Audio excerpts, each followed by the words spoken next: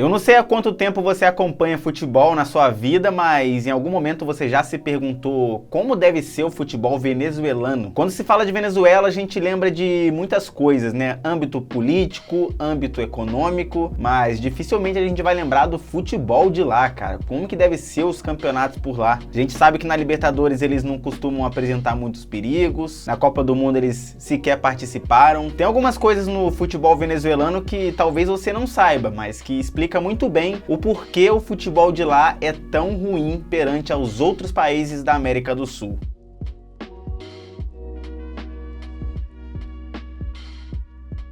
Acho que eu nem preciso falar que eu não vou passar aqui pra vocês todo um documentário contando todos os detalhes da história do futebol de lá, até porque não é a minha intenção, não é o tipo de vídeo que eu faço. Mas existem algumas coisas que acontecem no futebol venezuelano e até no país mesmo, né? Eu acho que tá até um pouco entrelaçado a questão econômica do país com o esporte lá. Acredito que todos esses acontecimentos que eu vou passar pra você, desde o começo do futebol lá até os dias atuais, talvez sintetize alguma coisa na cabeça de vocês pra vocês de fato entender como é que é o futebol pra aqueles lados. A primeira coisa que você precisa saber sobre a prática de futebol lá na Venezuela é muito simples. O futebol não é o primeiro esporte da galera. Na verdade, o beisebol é muito forte entre o pessoal. Então, essa questão da gente nascer querendo ser jogador de futebol aqui no Brasil, ou então em outros países da América do Sul e o mundo afora também, né? Na verdade, lá não acontece. As crianças jovens de lá, na verdade, elas querem ser profissionais de beisebol. Obviamente, toda essa influência americana que tem na Venezuela, que também pega um pouco ali na parte da América Central, sabe? A Venezuela fica até um pouco perto da América Central, então os Estados Unidos têm muita influência sobre a América Central e também a Venezuela, que está muito pertinho ali. Toda essa questão de os Estados Unidos influenciar como é que funcionam as coisas por aquela região, faz com que a Venezuela seja um país que é praticamente voltado em questão de esporte pro beisebol. O futebol lá não é muito popular como é aqui no Brasil, ou então em qualquer outro país da América do Sul. Acho que isso já começa a clarear um pouco as coisas na sua cabeça, né? A seleção venezuelana de beisebol, né, na verdade fez boas campanhas em campeonatos mundiais e tem diversos jogadores venezuelanos hoje jogando na MLB, que é a liga de beisebol lá dos Estados Unidos. Então é meio que nesse esporte que as coisas acontecem por lá. Bom, e o futebol então? O futebol começou por lá no ano de 1921, quando a liga de futebol foi criada, mas ainda no formato amador. A Venezuela acabou sendo uma das últimas ligas nacionais da América do Sul a se profissionalizar, em 1954. Pior que provavelmente a profissionalização lá do futebol venezuelano é mais novo que o vô de vocês, né? Não sei. Outra coisa que pesa contra a Liga Venezuelana é o número de equipes, né? Apenas 15 times disputam o título da competição e as vagas na Libertadores. A competição até tem um certo equilíbrio, com 25 equipes diferentes sendo campeão desde a profissionalização. Acontece que dos 25 times campeões, 13 já nem existem mais. Inclusive, equipes que a gente chegou a ver recentemente na Libertadores ou ouvir falar de alguma maneira. Por exemplo, o Deportivo Lara, que fechou agora em fevereiro de 2023. Outra equipe extinta é o Maracaibo, que jogou Libertadores em 2004, 2006, 2007 e 2008. Tiveram no grupo do Vélez em 2004, do Inter em 2006, do Flamengo em 2007 e do Boca em 2008. A maioria dessas equipes foram excluídas da competição por crise financeira. Caracas com 13 e Deportivo Táchira com 9 são os maiores campeões nacionais. O Caracas também é o maior campeão da Copa da Venezuela com 6 títulos, um a mais que o Deportivo Galícia, que já é extinto inclusive. O Táchira, por sua vez, tem 2 títulos apenas conquistados lá nos anos 90. Mas o Táchira tem a maior torcida da Venezuela e faz o maior clássico do país contra o Caracas, obviamente. Alguns sites apontam que esse clássico já ocorreu 45 vezes com incríveis 23 empates. São 6 vitórias apenas pro Táchira e 16 pro Caracas. Lembrando que cada site fala um número, né? Esse número diverge, eu peguei o número mais aproximado ali, vamos dizer assim. Inclusive, os últimos 8 confrontos entre essas duas equipes foram 8 empates. É bizarro. Bom, e a seleção? É um pouco complicado, porque os melhores feitos da Venezuela em relação à seleção foi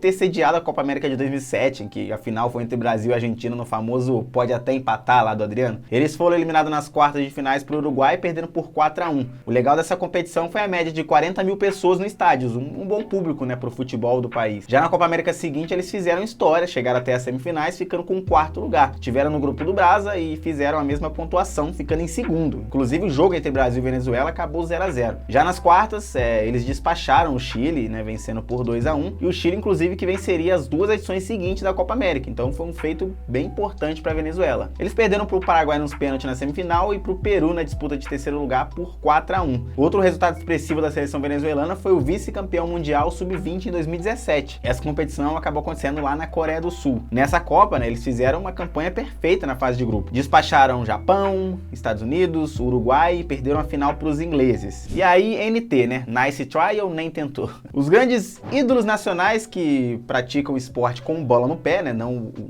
a bolinha pequena lá do beisebol. Obviamente, os craques Salomão Rondon, que passou pelas grandes ligas europeias, atualmente inclusive joga no River Plate. Outro grande jogador venezuelano é também o atacante Yangel Herrera, o meia que desde 2017 pertence ao Manchester City, tem sido emprestado aí pelo time inglês desde então, inclusive foi revelado pelo Monagas. Wilker Fariñas também é outro jogador de destaque nascido lá na Venezuela. Revelado pelo Caracas, o goleiro teve passagem expressiva pelo Millonários da Colômbia, até chamar a atenção do Lens, né, que inicialmente por empréstimo e hoje em dia ele tá lá em definitivo. O atual companheiro do Messi, o Josef Martínez, também é um ídolo lá no país, né? Ele que recentemente trocou o Atlanta United pelo Inter Miami, atua como atacante e tem tabelado com o Messi lá pela Flórida, né? E talvez o mais conhecido por nós brasileiros seja o Jefferson Soteldo, né? O meia baixinho tem passagem histórica lá pelo Santos, chegando até a final da Libertadores de 2020 contra o Palmeiras. Teve destaque também no Zamora, onde começou a carreira, e no Universidade de Chile, né? Que foi quando ele chamou a atenção do Santos. Bom, e se tratando de Libertadores, os times venezuelanos não têm muitas campanhas para se orgulhar, né? Quando a competição tinha um outro formato, o Portuguesa, Atlético São Cristóbal e a Universidade de Los Andes chegaram até as semifinais, mas eram grupos, né? Então meio que não ficaram entre os 4 primeiros, não. O Portuguesa é o único clube desses que eu citei que ainda está em atividade, né? Muito bizarro. Bom, e o futebol venezuelano é isso, gente. Não tem muito o que falar sobre o futebol de lá. A seleção, infelizmente, não tem resultados expressivos. Os times de lá também não têm resultados expressivos na Libertadores ou Copa Sul-Americana. E também não tem revelado grandes jogadores, né? Numa quantidade tão grande quanto todos os outros países da América do Sul. Isso muito por conta do beisebol ser o grande esporte lá do país. Isso acaba dificultando um pouco os investimentos, né? Desde a categoria de base, que é uma coisa muito comum em, sei lá, qualquer país da América do Sul. Bom, eu acho que talvez essas questões explicam, né? O porquê que o futebol venezuelano é tão ruim. Não adianta a gente também se apegar à questão de crise financeira, porque, enfim, o futebol ele tá muito inserido na sociedade, mas eu acho que ele tem alguns caminhos que pode fazer com que o futebol de um país seja vangloriado, né? Independente